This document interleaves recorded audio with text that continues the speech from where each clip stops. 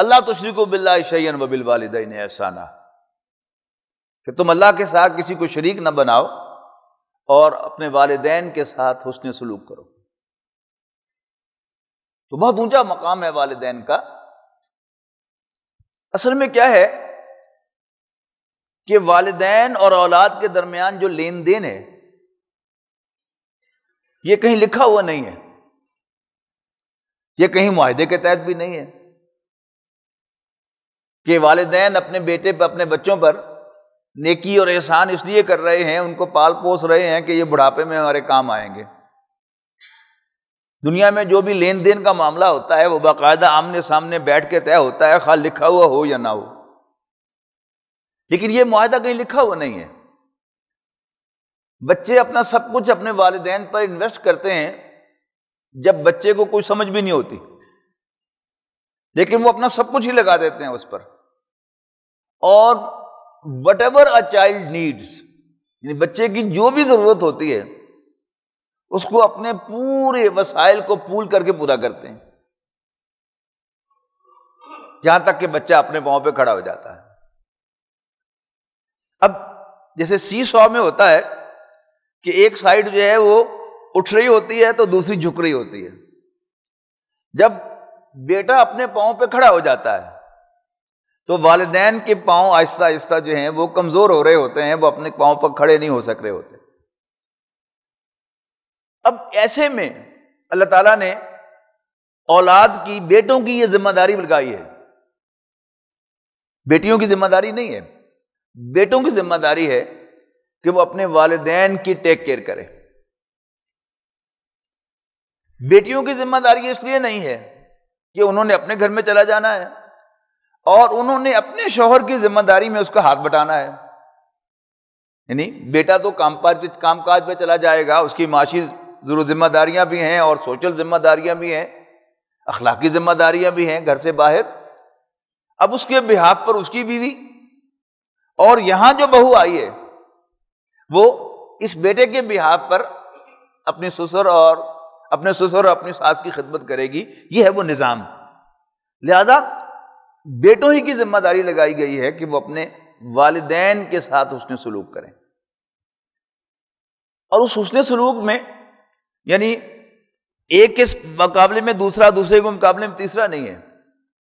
جیسے میں نے عرض کیا نا کہ بچے کی ہر ضرورت کو اس کے والدین اپنے تمام ریسورسز کو پول کر کے پورا کرتے ہیں۔ والدین کے ساتھ حسن سلوک کا خلاصہ یہی ہے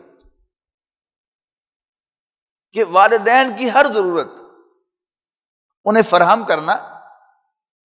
لیکن اس میں ہوتا کیا ہے کہ اگر فزیکلی وہ ضرورت پوری بھی ہو رہی ہے تو بھی حق ادا نہیں ہوتا، اس لیے کہ والدین نے وہ سب کچھ محبت کے ساتھ کیا تھا، ناک منہ چڑھائے بغیر کیا تھا، یعنی ان کے پیشاب اور پاخانے اور یہاں تک کہ وومٹنگ اس کو صاف کیا تھا، اور کبھی والدہ اپنے ناک پر رومال نہیں رکھتی۔ لیکن جب والدین بوڑھے ہوتے ہیں اور وہ ان عوارض کا شکار ہوتے ہیں تو پھر بیٹا جو ہے وہ خوش دلی کے ساتھ ان کی وہ تمام ضرورتیں پورا نہیں کرتا، کر بھی رہا ہے تو ناگواری کے ساتھ کر رہا ہوتا ہے۔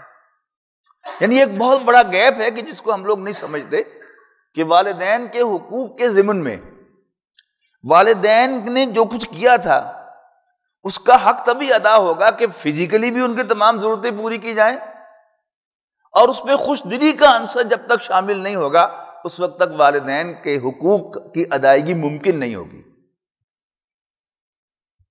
تو والدین کو سب کچھ پرووائڈ کرنا، باقی اللہ تعالیٰ مہربانی فرمائے کہ وہ محتاج نہ ہو، اللہ تعالیٰ ان پر مہربانی فرمائے کہ وہ بیمار نہ ہو، یہ سب کیا ہیں؟ یہ اللہ تعالیٰ کی مہربانیاں ہیں، اور وہ سب کچھ فزیکلی بیٹے کو نہ کرنا پڑے۔ باپ جو ہے وہ پینشنر ہو، والدہ بھی پینشنر ہو، پھر تو معاشی بوجھ بھی نہیں رہتا، لیکن وہ جو کمی ہے محبت کی وہ برقرار رہتی ہے کہ بچے جو ہیں وہ والدین جب اپنے بچوں کو دیکھتے ہیں تو ان کا دل کی کلی کھلتی ہے،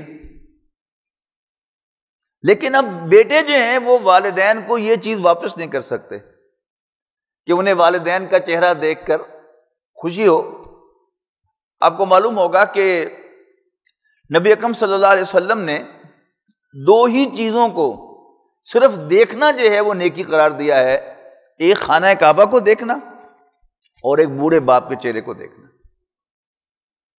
آپ نوٹ کیجئے کہ اردو خط نویسی جو ہمیں پڑھائی گئی تھی اسکول میں، اس میں والد صاحب کو قبلہ و کعبہ والد صاحب کہہ کر ایڈریس کیا جاتا تھا خط کے اندر۔ وہ کیوں؟ نبی اکرم صلی اللہ علیہ وسلم کی اسی حدیث کا یہ ایک عکس تھا کہ نبی اکرم صلی اللہ علیہ وسلم نے چونکہ والد کے چہرے کو خانہ کعبہ کے چہرے کو دیکھنے کے ساتھ برابر کیا ہے، تو لہذا والد کو ایڈریس کیا جاتا تھا خط کے اندر قبلہ و کعبہ والد صاحب۔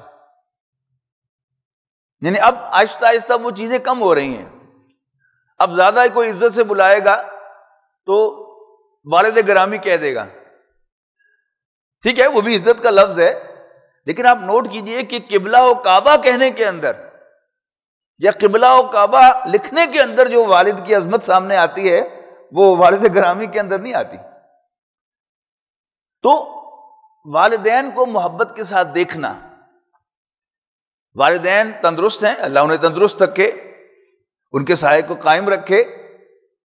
اب ان کی ایک ضرورت کیا ہے کہ وہ اپنے بچے کے چہرے کو دیکھیں، بچہ انہیں وقت دے، ان کے پاس بیٹھے آ کر ان کی باتیں سنے۔